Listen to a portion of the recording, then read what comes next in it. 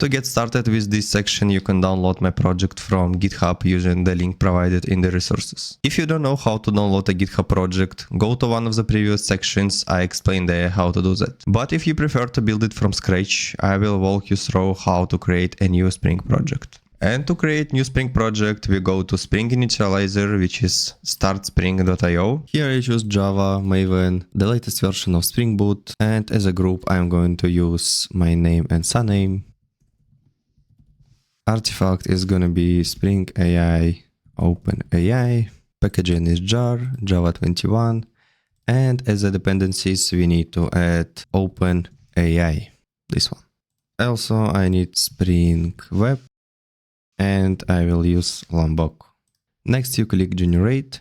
You need to unzip this file and open folder in the IntelliJ IDE or whatever IDE you prefer.